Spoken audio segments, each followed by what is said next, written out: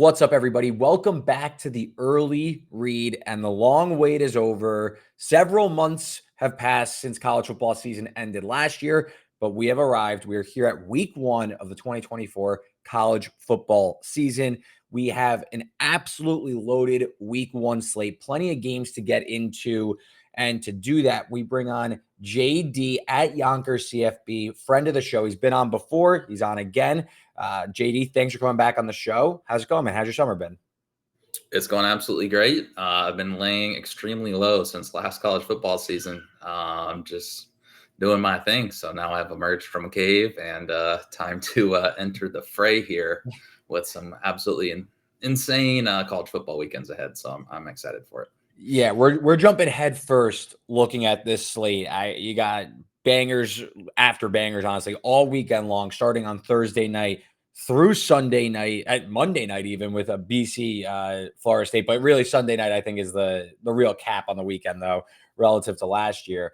But so if you listened last week, I did a week 0, week 1 preview with Duck. We hit on a bunch of games. We did some FCS stuff.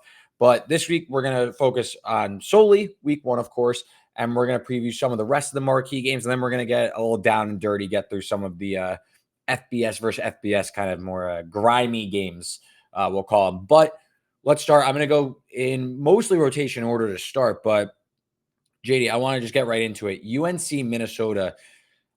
I think this might be a polarizing game. I think if you ask 10 people, you're probably going to get a split choice on how it's going to go.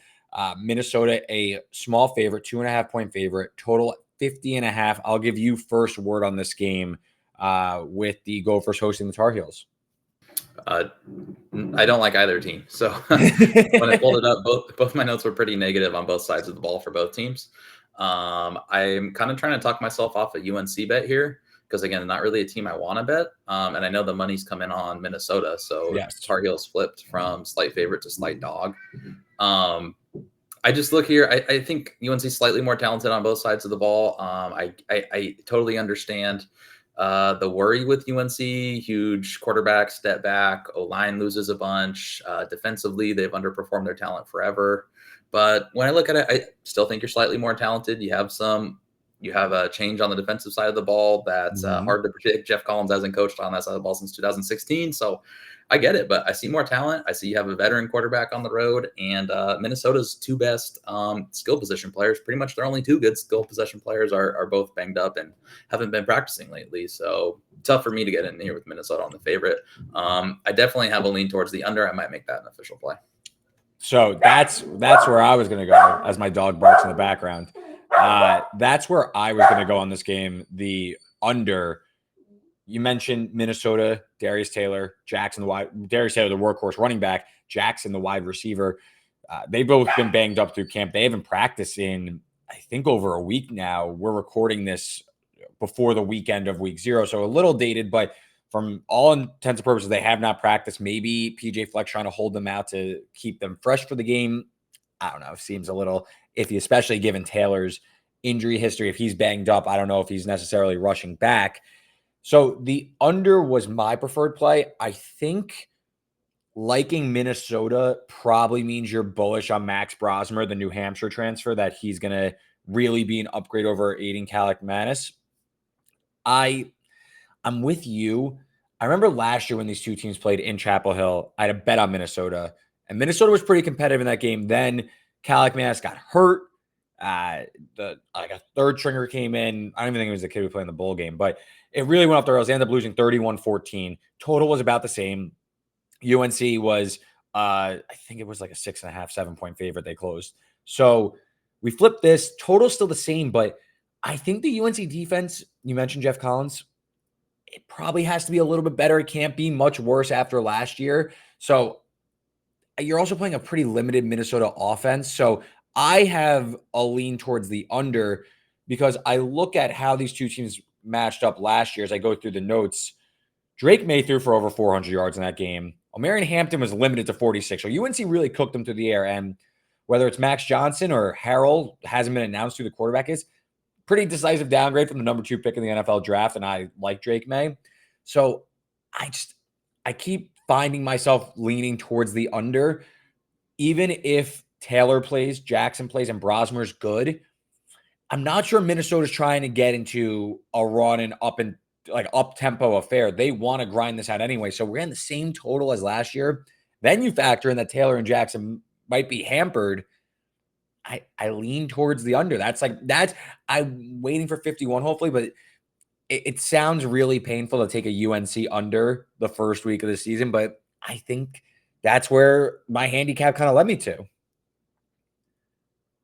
I just some other notes on this game. I mentioned Minnesota, they lose their DC, Joe Rossi. He's off to East Lansing. They bring in the Rutgers linebacker coach. There were some notes that they want to be more aggressive.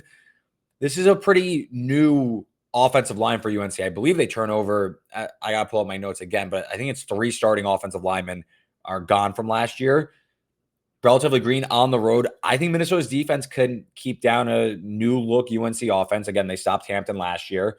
And I think Minnesota, their ceiling is pretty low, even against a bad UNC defense. Again, they only scored 13 points last year. I know Calic Manis got banged up, but still a pretty, middling ceiling there, in my opinion. JD, any other thoughts on this game? Yeah, I have them down for 59 offensive line starts returning, and 49 are from the center. So super green O-line. They couldn't run it last year with that great offense. And Minnesota, they're concerned for me. I think you can beat them over the top. There's some concerns at safety, but this is not the team really to take the top off, in my opinion, especially if the run game's not working great. Yeah, and I mean, this is not necessarily in the weeds, but Jeff Collins, the Minister of Mayhem, is his nickname. I mean, how is he not coming out guns blazing with a game plan here to slow down a pretty malign Gophers offense? So I like that we see the same way. I've been kind of stewing over the under, how I want to play it. 51, definitely a bet. 50.5. I'm kind of still leaning that way. We'll see, but I'm definitely find myself at the under. We move now to Saturday. Miami takes on Florida, 3:30 game. And again, this feels like a game. There's a lot of week 1 games where I guess every game is you learn something about the team and all that. But there's some games where it's man, it feels like you lose this game, your season's going in one direction. You win the game, your season's going in another direction, and there's no in between. That sounds so silly when I say it out loud, but to me, Miami is a team I'm super interested to learn about. They got bet up to 3.5 on last Wednesday, back down to 2.5. So clearly there's some interest at 3. It seems like it's going to dance around that number. JD, how do you see Miami? Because again, it's another super polarizing team. I think the star power is pretty obvious, but it just feels like there a lot of moving pieces here for it to all just come together very quickly. I like Miami overall. I like Miami. There's a lot of things you look at for whether you like a team, and right now, I think the overarching narrative is on one of those factors, and it's obviously Mario Cristobal and new pieces, and can he win the big games and in-game coaching, right? So a similar line of factors, but every other factor to me looks really good, man. They're gonna be really good on both lines of scrimmage. They upgraded a lot of places. Good. And I know the Cam Ward hype's a little insane right now, but the passing game is going to be good. The lines are good. To me, that's enough to be pretty clear. I mean, they were at 32nd in EPA per play offensively, 34th EPA per play defensively. So I think they're probably going to be pretty clearly a top 25 team. What the ceiling is, I guess, is what we can debate. But I'm more so bullish on Miami. I'm not a full believer, but I'm definitely on the bullish side. Yeah, but you also see though this team maybe a little undisciplined, doesn't come together under Mario. The pieces are there, but not the cohesion factor. And maybe that's what holds them down. Talking about this game. And so overall, again, I kind of want to see Miami before I necessarily say I'm a believer or not believer. My biggest concern from this year is the secondary. Look, thankfully for their schedule, they don't face too many potent passing offenses this season. Florida is an interesting case because as a Wisconsin grad, I'm very familiar with Graham Mertz. I think Graham Mertz did pretty good last year. Pretty solid. I'll call him a above average game manager for a pretty average Florida team. Above average, probably. Average for SEC standards, below average. He didn't make many mistakes. 15 big-time throws to 3 turnover-worthy plays. But I was listening to Bud Elliott's Summer School. Shout out that. You should listen if you're really into college football. I'm sure anyone who listens to this probably does. The beat reporter for Florida, and I wrote this down because I thought it was almost it can't possibly be true. Only 16 passes were thrown 20 plus yards in the air. So Graham Mertz does not throw it deep. And he kind of said after, he's like, they really think they're going to open it up this year deep. Okay, sure. But to me, I think for Florida to keep up in this game, it's attack over the top, give Mertz a little bit of time and have him beat someone deep against a secondary that loses two all ACC players. I just don't know if Mertz has that capability to beat a team deep. I don't think Florida's going to be able to march down the field with Miami's game records on the defensive line. This was a UF offensive line that was really poor last year. Should be better this year, I think, but Miami's got, like you said, serious guys on the line. So I think over 3, I like Florida. Under 3, and they just got to win the game, probably Miami. But I'm trying to stay on the sidelines for this one because I think I got to see it, because this could be one where both teams are like completely undisciplined. It's like one of those games where the hype kind of gets to both sides. Everyone's a little jacked up and the game becomes a beautiful disaster, like a car crash kind of. Yeah, I think the more so where I'll probably look to bet this one, I'll probably look at some props and DFS playing Miami offensively. Florida's defense, man, it's like not even close to good. 133rd in explosiveness last year. There's a lot of ifs, and it could come together. We could see the nerves, but is Ron Roberts going to be the answer on the defensive staff?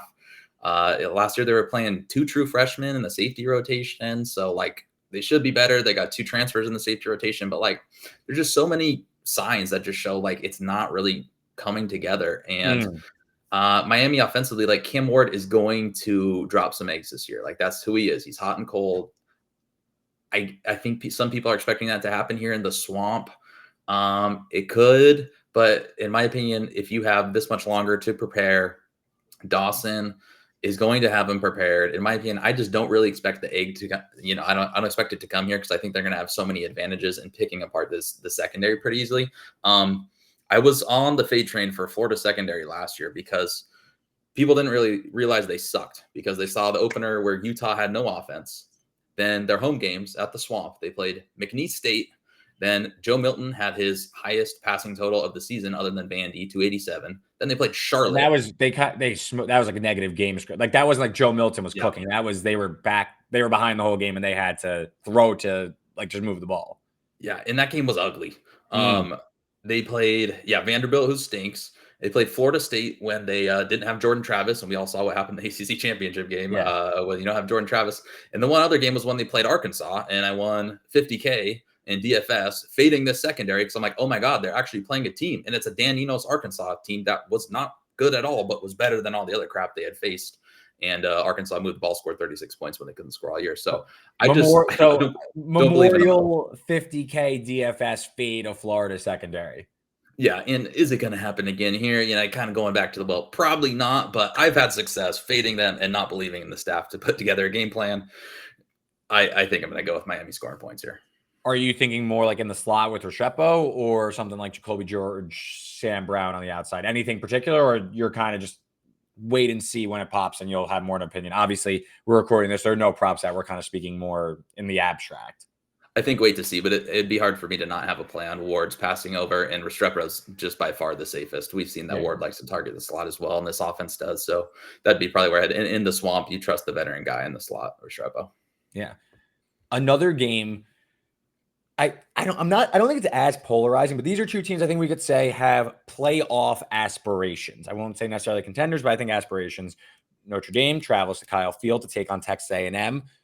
Notre Dame, some bad injury news on the offensive line that are going to lead to maybe some concerns traveling to face, for all intents and purposes, a top 5 defensive line in the entire country in Texas A&M under a new head coach, Mike Elko, a defensive mind.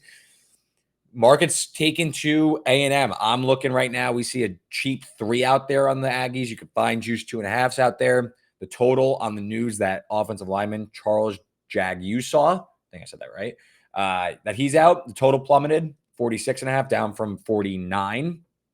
I bet some A&M and under when before the news even hit. I was kind of finding myself on that side. I think this game kind of is played bit close to the vest. I think a lot really strong defenses, but I think both offenses, forget the offensive line for a second. I think both offenses are at a bit of a disadvantage in this match. I think both defenses could dictate the game. So JD, right now at current, like I'm good, obviously, but we can still talk about the game because I do like A&M. And I think if you like A&M, I think you got to be looking at A&M to make the playoff futures. And I can explain that a little bit more after. But JD, what are your thoughts on this game? Yeah, I agree. And that was the look. I like the under all summer. It's a nightmare matchup for Notre Dame with the breaking in the new offensive line when you're always amazing on the offensive line. And now it's actually a question mark for the first time in forever. And A&M is just completely nasty up front. And they're going to be again. It's at home. It could be rough moving the ball. It really could be rough moving the ball. Elko said it's probably the best defense he's ever coached. And that guy's going to coach up a solid defense here. So yeah, I mean, you just have to hope. Again, I think running's going to be really difficult, and A&M's just going to make that blatantly obvious. And Leonard, we've seen some big games from him, but him beating an elite defense, throwing the ball over the top with a new wide receiving core, it's really hard to envision.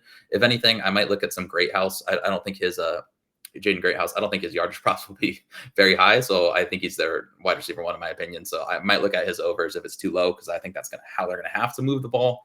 But yeah, I agree. It sounds obvious, but like under an A&M's the look for me.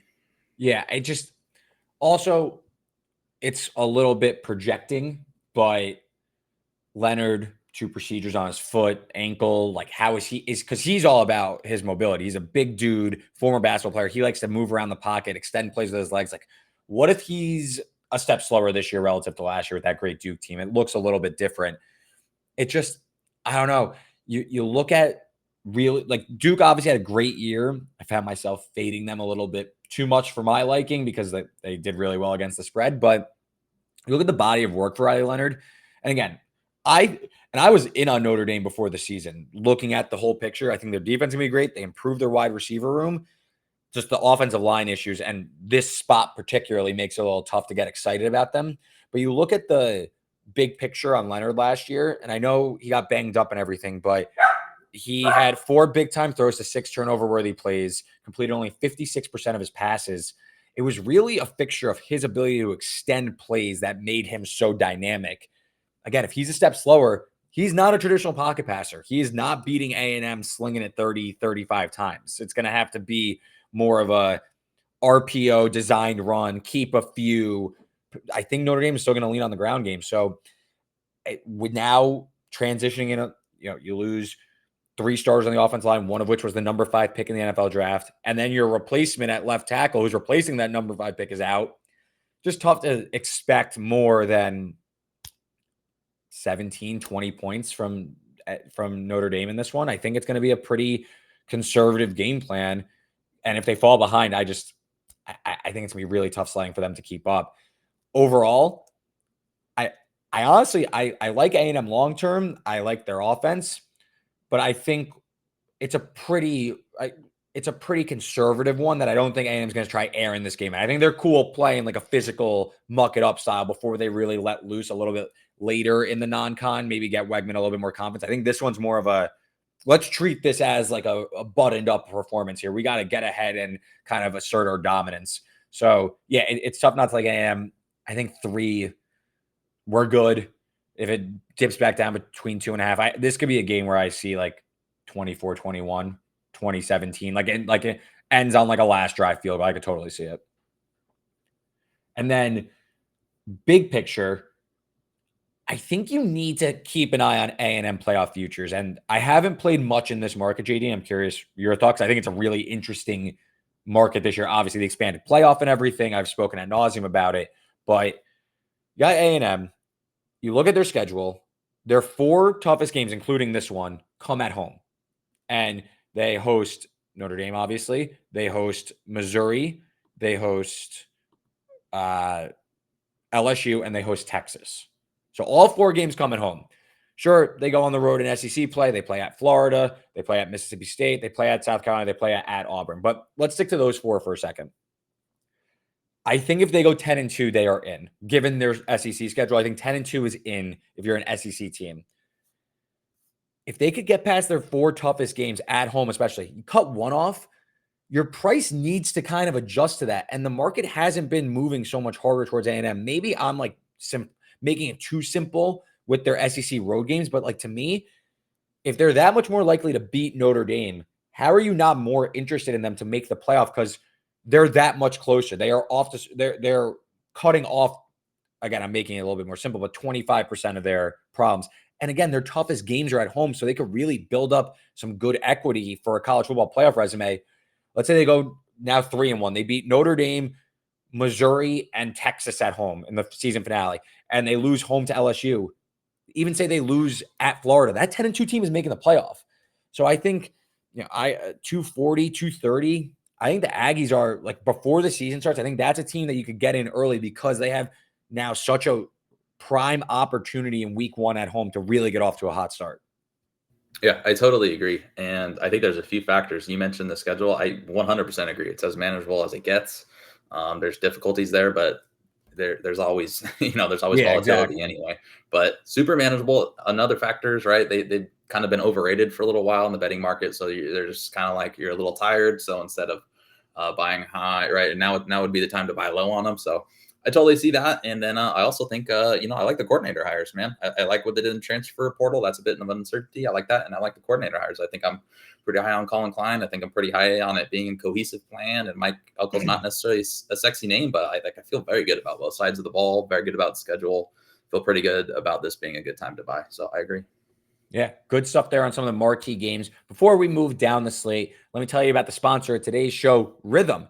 Rithmm is our partner for this show. They use AI-generated insights to help you create simple sports betting models. I use Rithmm. I'm using them this college football season to help get off to a winning start. You use a whole myriad of factors to help build simple sports betting models. You hear all about sports betting models online. Well, now you can make yours too. So make sure you sign up for Rithmm today using the promo code in the description below and get started building your sports betting model now. So JD, we're going to move down the slate. So I got some grimy ones. So do you want to start maybe easy? You want to ease into this, or do you want to just get like right into it? I'm fine getting right into it. Let's do it. All right. So I'll start Friday night. FAU Michigan State. Michigan State laying 11.5. The total was bet down to current market, which is almost there. 47.5. FAU outside the top 120 in terms of returning production. Tough to get a gauge for a team that was pretty poor on the defensive side of the ball, especially. They lose their revolving door at quarterbacks, and it now lands on Cam Fancher, who really fell out of favor at Marshall. He transfers in. He just won the job. He was being pushed from the backup quarterback. Michigan State, I know you think Jonathan Smith's coming here. Going to take a while. They're really rebuilding this whole thing from scratch, but they will have far and away the best player on the field in Aiden Childs. I like Joe Rossi, the defensive coordinator from Minnesota. Even if the offensive line for Michigan State isn't developed to really hold up in Big Ten play, it's a team with a win total of 4.5. FAU on their depth chart does not have over 300 pounder on the defensive line. Michigan State, outside of their center, every single offensive lineman is 300 pounds. So I think Child's going to have time. I think they're going to be able to run the ball at will here. And I think you see I think Michigan State's going to impress in week 1 against what I think is a pretty bad FAU team. They happen to have a really easy schedule this year, but I think they're pretty bad. So I like laying it with Sparty. I think 11.5 is good here. I think that they could really open this up, and especially late in the game, I think they're able to have that kind of soul crushing drive. If this is like within range, let's say they're up 10, 14 or something, and they, 9 minutes left, I think they could go on a real death march and put this one away with their advantage in the trenches. So I'll start there. Any thoughts there on Mich State FAU? I think you might have convinced me. I had liked the under because I had written down in the offseason, like, I want to bet as many Florida Atlantic unders as possible because I'm not a believer in the offense whatsoever. With 4 starters returning, being bad last year, losing your best player to Colorado, only 1 starter back on the O-line. Like, I think it could be really ugly, which is kind of like not what I expected with the Tom Herman hire. Like, unless he's got some sort of optimism that like we're all not in on, because I don't see it. And like, I haven't heard any other people I believe in believing it. So I don't see it. I hadn't really considered the Michigan State angle until you started talking about it, but I've been higher on Jonathan Smith and market for as long as I can remember. People finally kind of started believing, and now I feel like it's almost time again because everyone's not expecting anything with Michigan State. And yeah, I think Aiden Charles is probably going to be a superstar. This year it's going to be tough in the Big Ten. This is not the Big Ten. I do think he's probably going to get him as many reps as possible. He's going to want his guys to build confidence. They still have some rotations to figure out, and they could play pretty deep in the game. And it's unlikely for it to be a huge blowout where he pulls his guys. And if it is a big blowout, you covered the line anyway. So I think you talked me into this one. Yeah, I find myself, first of all, just thinking back to last year. Childs was so talented that he was getting scripted drives. He was getting not a full rotation with DJ Uyunglele, but he was getting on in the game every single week. Even the big games against Washington, he was on the field. So you got to think he's pretty bullish. Now this is his team, full off season. I feel like this number is real short here for a pretty poor FAU team. And I said in my AAC preview, I wish I could take the under on this team, but the schedule is just way too easy that it's not worth tying my money up, and they could go 7-5 and be terrible. And then you just fade them in the bowl game. But having the best player on the field, having an immense size advantage, and in my opinion, a pretty significant coaching edge. Even look past Jonathan Smith, but just the defensive coordinator, I like Joe Rossi a lot. So I think you see a pretty full effort here from Michigan State to win by 2 touchdowns for sure. So Michigan State, that's my first angle. JD, what do you got here? What's next? All right, let's go to the Sun Belt, Coastal Carolina, Jacksonville State. For some reason, I don't know. I'm just excited for this game. Maybe it's lined within a field goal and 2 teams we recognized. But I don't know. I might see if you can talk me off a Jacksonville State bet here. So Coastal Carolina, they have 66 new players on this team. Mm-hmm. I wasn't a big fan of Beck when they hired him. I didn't really see much to change my mind last year, even though they had a few really good pieces. And even though they kind of, I don't know if I want to say lucked out, if that's fair to them, but it sounds like they lucked out with McCall staying when he had interest from other programs and wasn't able to go or whatever happened. Mm-hmm. So it's just a huge roster makeover. I think they're going to be worse on both sides of the ball. I think the O's clearly going to take a step back. They only have 40 starts on the offensive line. And Jacksonville State, I mean, on the one hand, like I don't want to buy now because they were super underrated all of last year. Is it like now it's too late? But Yeah. I mean, I think the defense should be fine because they were elite last year. They won't be again because they're a little undersized. But again, this is not a difficult matchup where they're going to get ran over. And on the other side of the ball, Coastal Carolina loses 5 of their top 8 tacklers. And I don't really see it up front against a Rich Rod team that should be able to do exactly what it wants, which is to run the ball.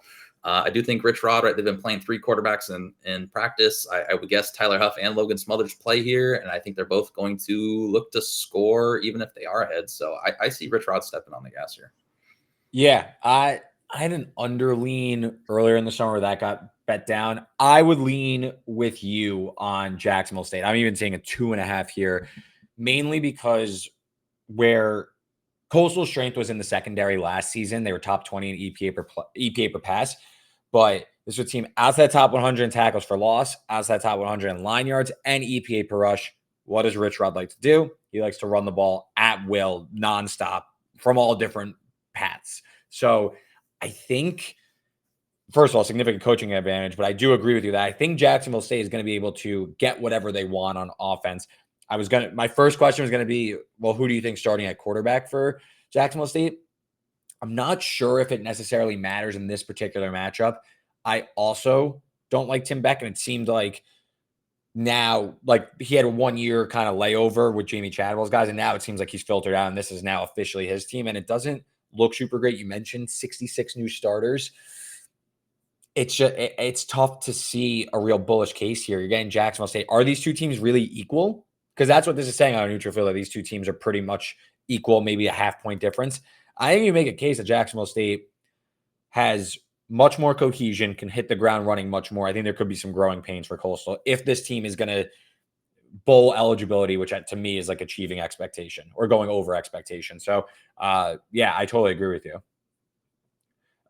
Next one, I'm sticking gross here, but Kentucky, Southern Mississippi.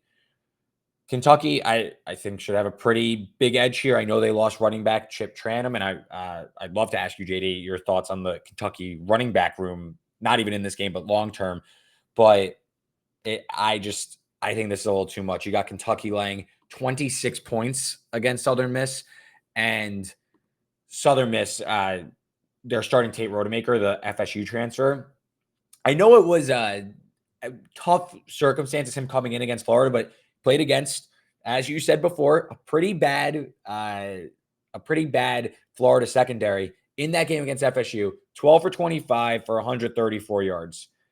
I know backup coming in, he gets another year, full system, but he's going up a pretty legit Kentucky defense, in my opinion. This defense should be back to the defense you remember from 5-6 years ago. I'm pretty high on Kentucky going into the season. I think Brock Vandagriff, I think there could be something there where this Kentucky offense takes a leap with the wide receiver room looking real sharp. And I think Kentucky would like to show off the passing game quite a bit here. Southern Miss allowed 30 or more in 8 games last season, and they got their doors blown off in some of them as well. So I think this could really set up for a big effort from Kentucky to blow them out. You go through some of their games. They lost at Miss State by 21. They lost they let 48 to App State. They scored 30. They let 50 to Texas State. I think this game could get really away from them. And they lost 66-13 to Florida State early last year. So Kentucky, I'd lay it. I think they could really run it up. We saw them last year. They smoked the likes of Akron 35-3. So I think they could do it again. Yeah, I don't hate it at all. You said you wanted to get down in the mud. What I had written down for this game, my note was Brock Vandagriff rushing overs. So that's what I'm looking for. So the running back room, I think the offense is going to look a little different. I think like Ray Davis, it just wasn't talked about how good he was last year enough. They were 126 in stuff rate offensively, like just not good line play, 110th in line yards. And I mean, he was still going crazy. So I do think the running back room is a little bit of a concern. I think they'll try a few different guys. I would guess Jason Patterson emerges, at least until Chip's healthy. I'm not the biggest Trey guy either. How do you average 4.4 yards per carry for Ohio State? Like you should. Yeah. You should I wasn't high. Well, they tried to get Penny Boone too, so I don't even know if they like Chip, if they like him that much. So maybe they stumble into something. You see this all the time though. Like a running back will just emerge out of nowhere. You have no idea. Yeah, I see it. So I do agree. I think you get Vandagriff some confidence. They keep saying they want to get him like 2 rushing first downs a game. I think he's a better athlete than we've seen, and we haven't seen that much from him. So I don't know how the passing will look, but I don't think you have to be an elite quarterback to. I mean, this is a really good wide receiving core, Dinky and Baron Brown. Everyone knows they're super talented, but we haven't seen it come to fruition. And I mean, it should be fairly easy against Southern Miss team. I mean, nothing really good to say about them. Even going back, I knew Devin Leary had a really bad year last year. But then going back and looking at some of his stats from last year, like it just, I don't have them pulled down. Oh yeah, here it is. Leary had 8 more turnover-worthy passes than any other SEC quarterback, and just like not a single positive thing to say about him. So I think the offense is going to be a little bit better than people are expecting. Yeah, it sucks because I love Devin Leary at NC State, and it sucks that he was so bad. But especially some of the late season games, it was a tough watch. He really couldn't move the ball. So I know the running game might have some concerns losing Ray Davis, but there's a chance that Brock Vandagriff, if he clicks, obviously, I mean, listen, this is a former 5-star. If he can click, this offense, I think, especially in the passing game, can really take a big step forward, like much more than I think the market's indicating. So, I'm pretty high on Kentucky going into the year. Losing their most well-known running back is a little concerning, but I think if there's a position you can lose, it's probably running back, and then hope to catch lightning in a bottle somewhere. He's also not out for the year. I think it's gonna be the first like 3 or 4 games. So Kentucky Southern Miss. Back to you. All right. So this one I think is an intriguing game. I don't know how close it will be, but I think it could be. Potential playoff contender here, Boise State. Okay. Playing Georgia Southern, who usually has some entertaining games. I guess I'm interested in the over here. It's at 56.5. Boise State. I get it with Madsen. Like some people are surprised he's the starter. It is a little odd, but that offense was really good last year. Really, really good last year. 22nd in EPA per play, 22nd success rate. And you still have Genty back. You have a new wide receiving room, but it's going to be good. And your offensive line is going to be very, very good. 4 offensive line back who've started 7+. So against this Georgia Southern team that gives up points in bunches, I mean, Boise State is going to score. And then on the flip side, Boise State, so the narrative is like they return everyone, and they do.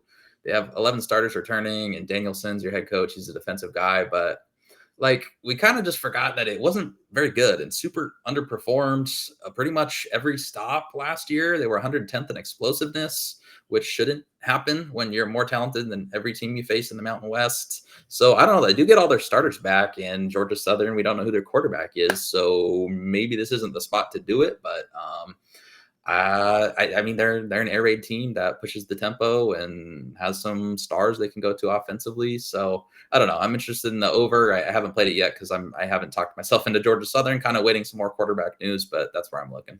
Yeah. The biggest revisionist history from last season is that Boise State was some juggernaut that ran through the Mountain West. That was a team that was left for dead. And they had a pretty fortuitous closing stretch that they fire Andy Avalos, they get hot, and they make the Mountain West title game. They overwhelm a UNLV defense that was just cooked by the end of the season. But I think Boise State a little too high in the market going into the year. When I went through first handicapping week 0, week 1, I was like, man, I'd love to get around on betting Georgia Southern in this game, but I don't know if I could get there. Just given the defense, but over might not be a bad look because we saw, especially early last season, Georgia Southern was able to put up points in bunches. And I know they lose Davis Brin. I believe they announced, was it French is going to start? I believe they announced a starter. Okay, I missed that if they did. But I believe it's JC French. But either way, I still think he did. Yeah. They return White at running back, Burgess, who I actually like at wide receiver. So I think Georgia Southern, it's a pretty, what I think is overrated Boise defense. It's getting a lot of interest because of their returning production. And I think it's more about Ashton Jeanty than anything. And they just love the defense in there. But I could get around on the over. That's something I could be interested there. Yeah. All right. So one I mentioned at the end of my last episode, I'm curious what you think. TCU-Stanford. You got TCU laying 8.5. The over, call it 61. There's a 60.5 out there. Juice, there's 61.5. There's a 61. So we'll call it 61. This number's come down. It was around 10. I see a lot of people banking on Stanford to take a pretty sizable leap here. They return all 5 offensive starters. Io Manor's back at wide receiver. Daniel's back at quarterbacks. Year 2 of Troy Taylor. My biggest concern with betting Stanford in this game is that TCU just has a significant talent edge. Just pure athleticism and talent. They have more 4 and 5 stars on the roster than Stanford has.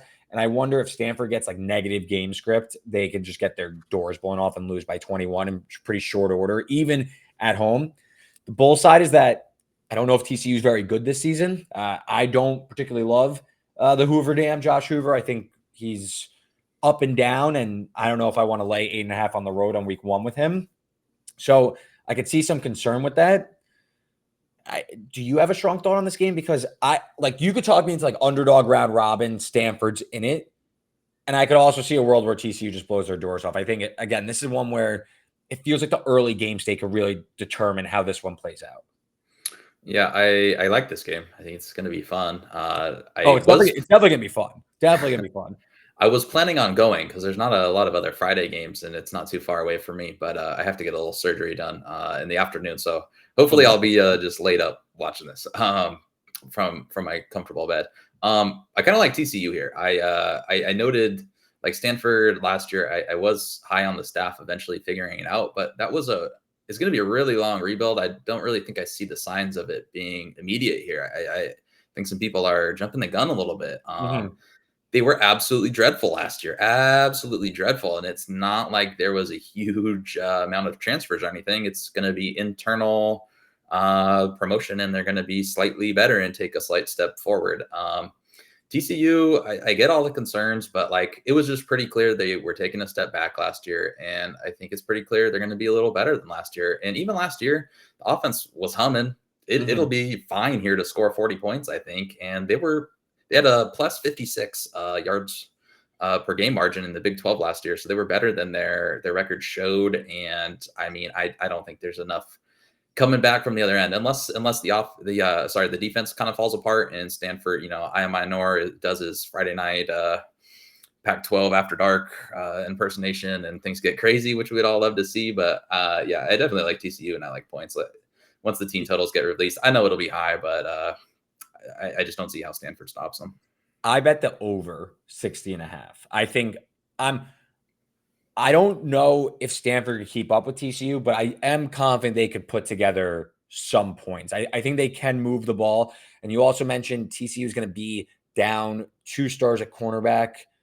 Now I don't have that list in front of me with all the injuries, but it's Avery, who was the starter, and Glover, who was a depth guy. I'm pretty sure I'm doing that off the top of my head, but TCU down 2 corners. I think a good game plan from Stanford could be in order here where, again, I don't know if the defense can keep up, but returning 5 offensive linemen, I think you get a good effort from the offense. Like maybe it's like Aya Minor over receiving yards or something, like he could have, like you said, like there's a world where he takes the game over and it becomes like a back and forth matching touchdowns and stuff like that, like big plays. So I do like the over. It is pretty high, but I think this one could get a little loose. I think we could see some big plays on both sides of the ball.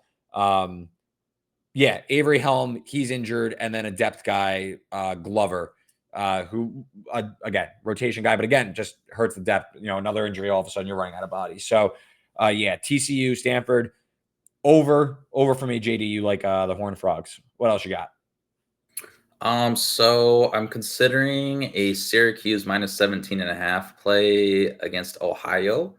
That was one of the first bets I fired in this summer, so I'm well with you. I imagine I'm going to agree with you. So give the handicap because I'm sure I'm going to follow right with was your number a lot better? Like, is this a terrible number? I think 17 is the end. I think that's where the rubber meets the road. I'm at 14.5, so I don't want to dance on CLV, but I think 17. I think Syracuse could lay it on Ohio. So I agree. I think I've already talked about like narratives and some that I just kind of fade, like when you hear them get too popular, and you can kind of see that in the betting markets and with the public money and whatnot.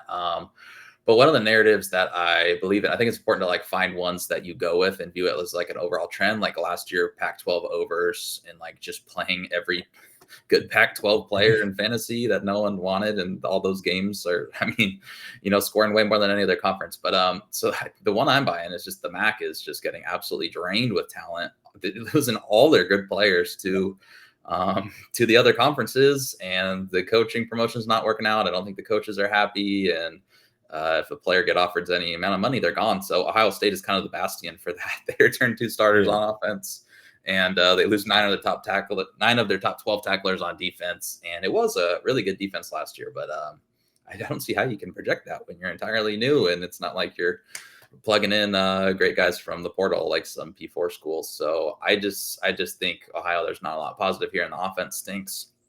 And Syracuse, I get it. I talked a lot of crap about McCord last year, but still, look at the quarterbacks they were trotting out. Like, it's a QB upgrade. You have a great running back. You have Rondé Gadsden, should go absolutely wild this year if he's healthy. I know he had some minor procedures, but sounds like he's full go. You got 4 starters back on the O-line, and Syracuse always goes 4-0 before they fall apart. So give me Syracuse.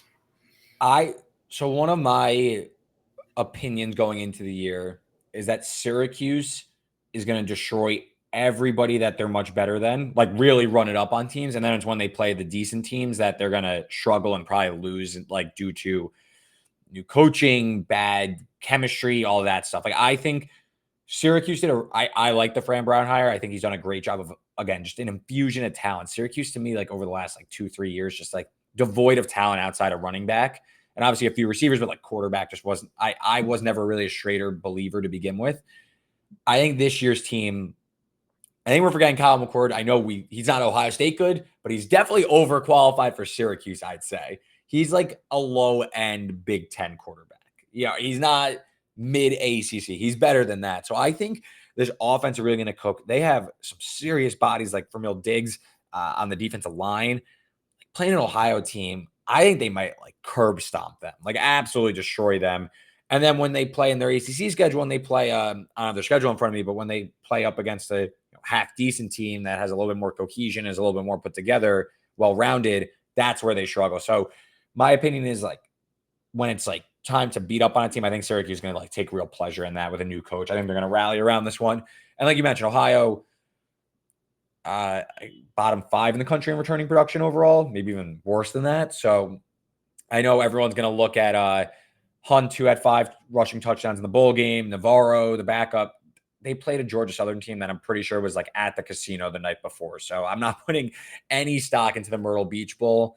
I think Syracuse should be able to take it to Ohio and cover a spread. I think 17, good. I think what a lot of people probably, the first thing that pops in their head when they see this too is Ohio playing Iowa State very close last year. Like I remember that game very vividly. It was very ugly, but like this is not the same Ohio football team. Like it's completely new. So unless the spirit of Ohio football is way stronger than I understand. you don't doubt the spirit of Athens, Ohio. They rally around their Bobcats. No, and it's interesting because I'm very high on Indiana, and we can talk about their game too against FIU right after this. But last year, with the reigning MAC Player of the Year, Curtis Rourke, off the torn ACL, it was their defense that carried them to another bowl game. It was not their offense. Their offense struggled, which kind of didn't make much sense because I actually like a lot of their offensive players as entities. And I think Curtis Rourke is in for a big year this year at Indiana. But it was their defense that ranked top 10 in EPA per play, allowed 20 points, more than 20 points twice. They allowed 23 and 30 and lost both. I mean, this was a defense that was, especially in the G5 ranks, like among the best in the country. So that's a pretty big step back. Like I mentioned, they are 116th in the country in returning production on offense, 126th in returning production on defense. So looking like a tough one. So really good, JD. I don't know if you have an opinion. I've spoken enough about Indiana in my podcast, but Indiana FIU, any thoughts here? Because I laid it with the Hoosiers. I think it was 19 and a half. So a little bit more than that. But I think Indiana in a similar vein to FIU. I think they could really, this is like a super like all-star G5 team, and they're playing a pretty shitty G5 team. So I feel like they could easily dispose of the Panthers, who for some reason we're getting like a lot of love early in the summer. I don't see it at all. Yeah, I lean the same way. Yeah, Sidnetti, 13 winning seasons and 13 years as a head coach, and like this guy's going to win, and this is a winnable game. Yeah. Yeah, I had the same thing right now for FIU. Like I was hearing the hype. I said, okay, it's your 3rd year with your head coach, OC, DC. I see some of the young quarterback. It's okay. So I'm like, all right. And then I take a look at their numbers. I was like, dang, this team stinks. And then I saw their minus 144 yards per game in Conference USA play, and the Conference USA is terrible. And I'm like, okay, this is just not a good team. Let's just call it like it is. So yeah, I'd be surprised if Indiana doesn't win by 3 scores. Yeah, I'm trying this year, and I'm not trying to like lean into something, but I feel like in the past I've talked to myself, and this goes like for all sports, especially like week ones. This happened to me like with the NCAA tournament also. I feel like I talk myself so into like mid-majors or G5 teams that I think are good for G5 ranks. And then when they step up in class, they get squashed. And I'm like, why and I like think like, oh, well, this team's actually like really good. They're going to like be really impressive this year. They could punch above their weight and they'll be fine. And then when they go and play the Big Ten SEC teams, the teams with a little bit more talent or a lot more talent, they get squashed. And I'm like, did I misread? And then like later in the year, that team does end up being pretty good. Not that FIU necessarily applies to this, but this year, if you look at some of the bets I'm handing out, and watch, I'll get egg right on my face, but Michigan State against FAU, Kentucky against Southern Miss, like Syracuse against Ohio. I'm not as afraid of laying the points and laying the lumber with some of these teams that may just have such a massive talent discrepancy. Because like FIU, I know like they're the returning production kings, but it's all shitty returning production. They're god awful. Like Keontae Jenkins, who took over for Grayson James because he couldn't complete a forward pass, he's not very good. And I think Indiana's defense can be much improved. I think the whole team is going to be much improved. So like a team like Indiana, I think could really kind of flex their muscles in a matchup like this. Yeah, absolutely. Yeah. Any other games kind of tickle your fancy here? Let's talk through one that's another kind of interesting, high-scoring G5 one. South Alabama -5.5 against North Texas. I'm kind of leaning towards South Alabama. I know North Texas did some positive things and was really good offensively last year, and some people are really high on Chandler Morris, so I'm not sure I'll go to the betting window here. But I do just like in general, I kind of think the American is carrying a slightly overrated tag as a conference. I think they took a pretty big step back with the teams they added and lost. And South Alabama, I know it's a big turnover, but they were plus 126 in Sunbelt play last year, and that's a really good conference. And I think with Applewhite, I get you turnover a lot, and you could make an argument they're worse at almost every position offensively, but Possible. but this team was fifth in explosiveness last year offensively. So like a step back, where does that put you? There's a wide range of outcomes, but against North Texas, who was near dead last in almost every single statistic category or the major ones, I don't really know if that's gonna show here. And their offense is showing out in these scrimmages, and the news is like, well, it's not the first stringer Gio Lopez who's showing out; it's the second stringer. I'm like, I don't know, it's a good sign that they know how to score points, and you should be able to against North Texas. And I just think they have a way better defense than North Texas does. They only return 3 starters. I get it.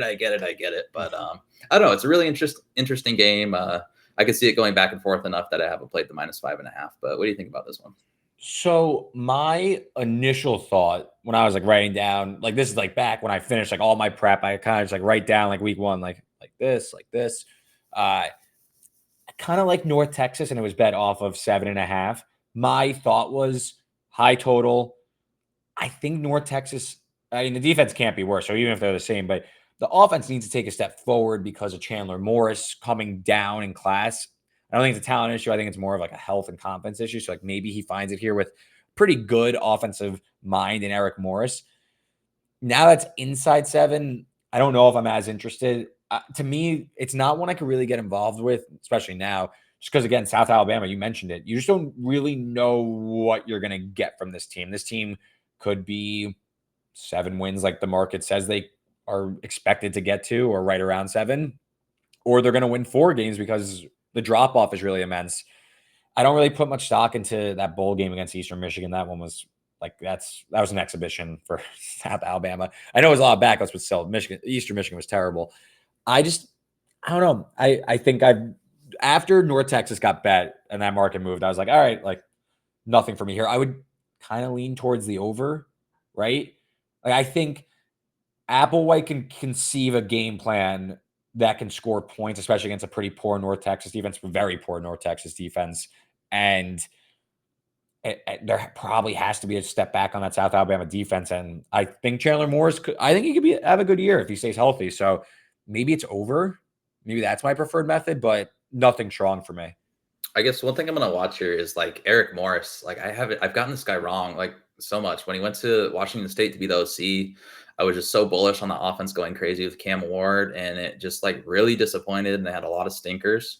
So then we got the head coaching job at North Texas. I'm like, I mean, really? That's kind of an odd hire. And then their offense goes nuts, and I wasn't expecting it. So now this year, it's like, okay, I know Mike Blesh. He left for Cal the year before, but he had turned this into like a really strong offensive line and running game factory. And we saw that last year. They led the country in rush explosiveness. So now that they have some new backs in there, and some good looking backs, I think, but 2 years removed from Mike Blesh, I think it's possible you see a huge step back in the running game and offensive line. But like at the same time, is that enough to make this bad offense? The offense could be great. So I'm kind of in wait and see mode on Texas. So maybe I'll sit this one out.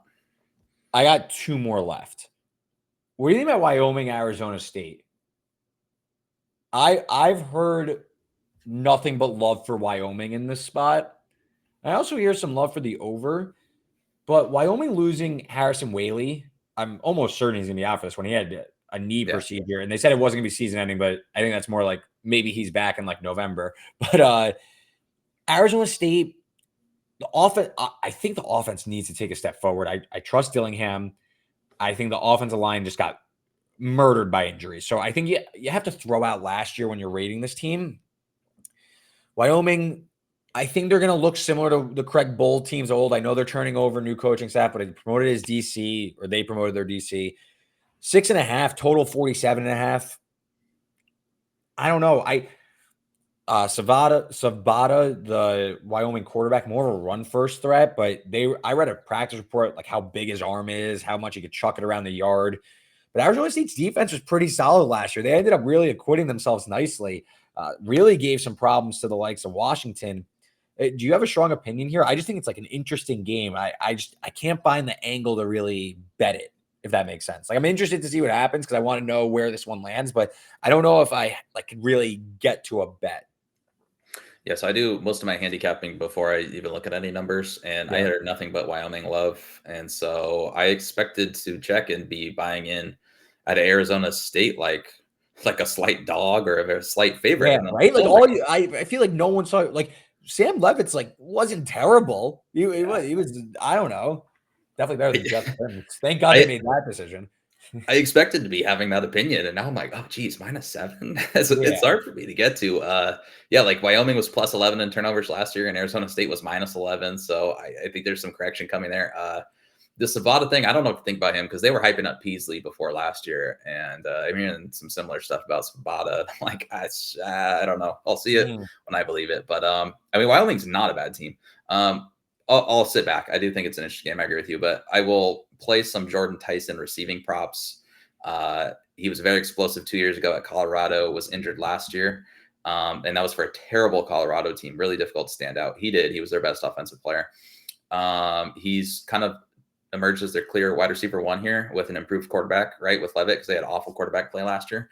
And he's just throwing deep to him every single practice. And then, so I was buying Tyson everywhere. Then he's in a walking boot last year. Okay, great. Or last week. So, oh, great. Missed it. But he was back at practice the other day, caught a 60-yard touchdown. So Wyoming, surprisingly, was not very good in the secondary last year, 111th in passing success rate. So that's probably what I'll play. But the number's surprising. It's like begging me for Wyoming money yeah, because right. that is what my numbers say.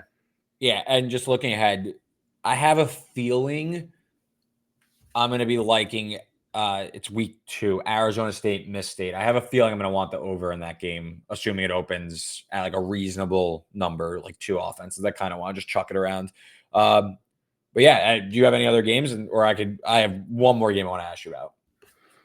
Yeah, let me pick one more that I'll be thinking about. Okay, I have written down Old Dominion and South Carolina under 53.5.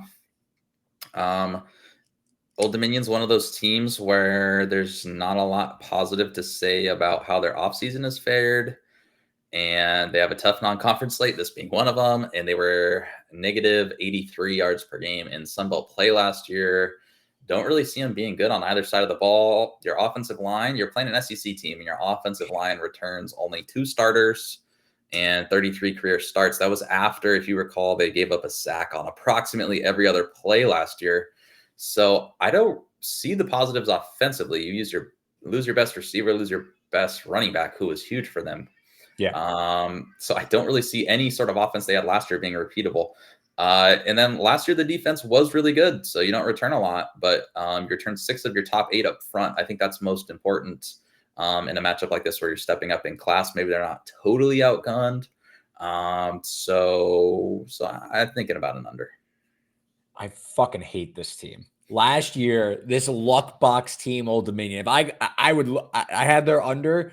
I still don't understand how they got to bowl eligibility. It drove me insane. I bet they're under again this year. 4.5. Their schedule's impossible. There's a good argument that by the end of the year, I mean, they will not be a bigger favorite of more than 3 points in any of their games. I won't say they'll be an underdog in every game, but there's a chance like they're less than a field goal favorite and then an underdog in every game this season. And you mentioned all those net yards. It drove me sick going through like the Sun Belt, like looking at them like, this team again. So I'm betting the under again. I agree with you. I don't know what to make of South Carolina this year. Hear a lot of love for the defense now. Everyone's slurping the Lenore's, Sellers, Kool-Aid. I don't know. I don't think it's going to translate to SEC play, but him and Rocket Sanders, I could see that like Arkansas from 2 years ago connection where they could kind of just bully ball teams. Because Sellers I don't know if he's KJ big, but he's a big ass dude. I think they could maybe bully a non-conference opponent like Old Dominion. Maybe it's under. What's the under at? Somewhere in the 50s. 53.5, I believe. Yeah, like, is South Carolina really running it up? I think they're going to run the ball. I don't like their OC. I don't like Dow Loggins at all. Like, can't they win 37-13, something like, high 30s, low teens, something like that? I know that puts you right around the number, but I don't know. I guess under, if anything. Yeah, I might get there. I might end up playing South Carolina because it's probably not a team I would say South Carolina or pass. I don't think I'm really going to bet South Carolina at all this year, maybe like one other time. So this would be the time to try to get some Old Dominion money back from last year, in my opinion. So the last game I want to ask you about, USC LSU. So as of this recording, because I did this last week also, and LSU was a 6.5-point favorite. I kind of wanted to like LSU, but I thought the number was too high. And I was like, I could definitely see this game getting real loose on a fast track in Vegas, and maybe USC's even live on the money line. I know that talking out of both sides of my mouth there. Now, the big move on USC. Now 4.5. I'm curious if this is going to get even lower, because then I'm going to be a little bit more inclined. I think this gets within 4, then I'm going to start really thinking about betting LSU. JD, where are you at in this game? It's obviously the nightcap Sunday night. Like I said, Las Vegas.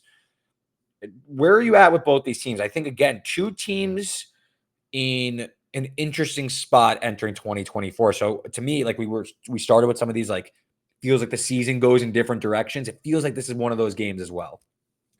USC is a team I really want to buy this year.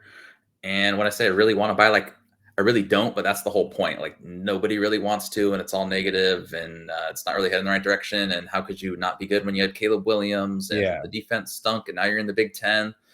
And like, I hear it and I get it, but I've been negative. I remember we talked Pac-12 last year. We've both been negative about USC for like 2+ years, and now everyone wants to be negative on them. So it's like, to me, it feels like the time to, do we keep going with that, or do we go the other way? I just think, LSU's tough because the defense has been downright dreadful, just like USC's, and they both upgraded at defensive coordinator. I feel like one team's getting credit for doing that and one team's not. Dan Tomlin, I still don't understand why no one talks about Dan Tomlin. Last year, like, I guess everyone just gave UCLA's credit to Latu, but like, there was more to it. That defense was just as bad as USC's was last year, and he made them elite. I think you could argue UCLA's defense was the best in the Pac-12 last year. I think they were nasty. They were. Yeah. They're the most game-wrecking unit there is. And of course, okay, is that going to happen at USC? Like, I don't see the bodies either, but like, I don't see USC. They're not, like, there's talent. You would like to see more big bodies. You'd like to have not seen Isaiah Riggs transfer out. What's going on with that? But like, a lot of people are giving the negative side, and like, maybe Dan Tomlin's actually coaching them hard, and some of these guys are coming in and can't take it. And the guys that are still there, like Bear Alexander, is going to respond positively. He's been really good. He can't stay on the field, and he's been out of shape. Like, he rotates too much. So I just kind of feel like that's not really priced in the market. I get that there's a lot of uncertainty, because you'd have to be an amazing coach to turn around this crappy defense. But I don't know if there's a bigger shift from Alex Grinch to Dan Tomlin. I don't know if there's a bigger shift out there. So I'm more inclined to buy USC. You're giving me 4.5 points when they're going to score offensively. I might do it. Yeah. I don't know. I want to see where this goes. Like, if there keeps being USC money, maybe I have to step in or just kind of sit on the sidelines. But I think LSU's offense, there's going to be a drop off, but I don't know if it's going to be that much. I think Nussmeier's pretty good. The wide receiver weapons, I know you lose 2 first-rounders, but they're still pretty nasty at wide receiver. They're going to score here, huh? Yeah. They're going to score 40 here, right? That's what I'm saying. Like, is it just take the over? Is it LSU team total over? Just forget the points and say, okay, I'm confident LSU is going to score? Because I think USC, even if the defense takes a step up, you're still facing SEC level offense. Like, this is tough. This is not, and I think USC, I took their under win total. I'm not having like bet regret, but I'm not as excited as I was when I fired the bet in. I was a little bit more excited about like under 7.5. And now I'm thinking about, I'm like, maybe this team has like a higher floor than that. But this is a tough spot. Like I said, in a dome, fast track against SEC level athletes. And I think the most confident group I am on the field is LSU's offense. I know you have Lincoln Riley, but are we absolutely sure that Miller Moss is the guy? And we're absolutely sure it's going to work. It probably is, but like, are we absolutely sure? Like, we know Garrett Nussmeier at least can play. So that's kind of where I'm at on this one. Yeah, I see those questions. I more so want to buy a little low on Moss just because, like, I mean, Riley has such a good track record bringing in transfers and coaching QBs. Like, I think he clearly would have brought in a new transfer if he felt that way. I know some people were talking about Maeva, who we brought in from UNLV, like, oh, he did get a guy, and I'm like, I mean, he brought him in essentially as a prospect, like a developmental guy, like. So I'm more inclined to believe him there. I don't believe Riley on a lot of things because he has a whole coach. I think he has a lot of deficiencies, but on the offense, I'm more inclined to believe him. Okay, you might have talked me off the USC bet. I think there is going to be a point where we can buy low on USC, especially defensively when they're playing some of these crap Big Ten offenses that they haven't really had a chance to play in a while. But yeah, they're going to get lit up here. I mean, the total's high, but I think I might still buy the over. 63.5 now. 63.5. So like, if for that to go under, you have to believe that both defensive coordinators are going to just like completely knock it out of the park because they're both like totally underwater. Like every single spot on the spreadsheet has them completely underwater against the opposing offense. Yeah, like it's going to be week 5 after they run into trouble against Michigan on the road. They get Wisconsin at home. They'll probably light up my Badgers and like hang 40 on them or something. Yeah, even Michigan. I know that's tough, but like even USC, we've seen like if they can focus on one thing, like just stop a run game, like when they played Notre Dame, and it's like Notre Dame couldn't pass because they didn't have wide receivers. It's like even then they're not getting lit up for like 40, and I fell into that trap. And like these one-dimensional offenses, like I don't know, it's just interesting. That's an angle I'm looking for in that. Like we didn't necessarily see that in some of their older conferences. Like it doesn't mean they're gonna be way better in all formats. I'm not saying USC is going to have a good defense. It's just more opportunities of like one-dimensional offenses that one conference is more used to playing than another. Here, LSU is not one-dimensional. They can line them up. Yeah, exactly. That's we're going to get to a point, but we'll see. So we went through 13 games in just about an hour. 13 games, really good stuff.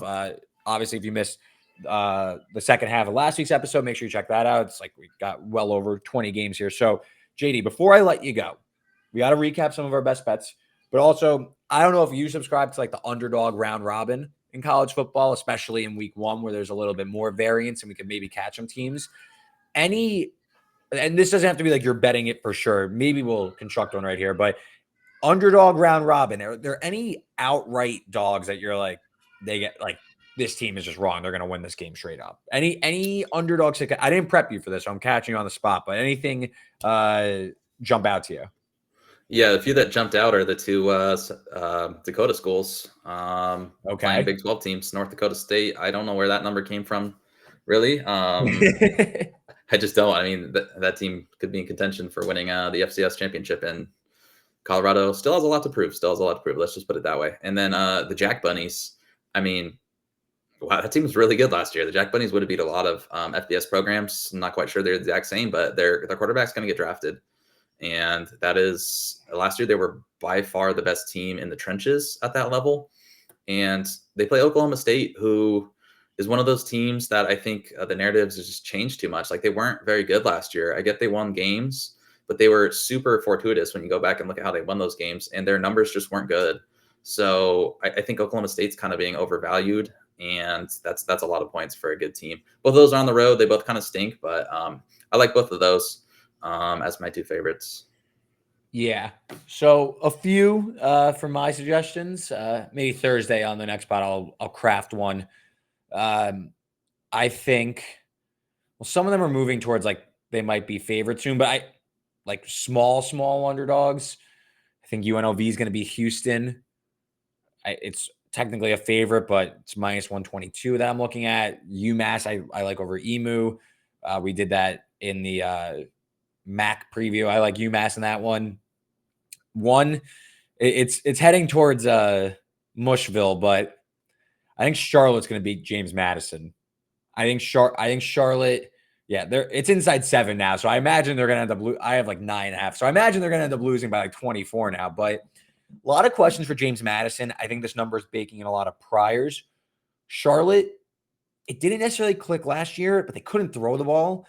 And they get Max Brown from Florida, who has been crushing by all indications in camp. And I know it's camp reports. You can't just make a bet on that. But We even saw at Florida last year in like very bits and pieces that like this guy's a capable arm. Maybe that unlocks this for Biff Poggi, who has been recruiting like in the transfer portal. He's been hoarding in these like disgruntled and dismissed 4-star recruits.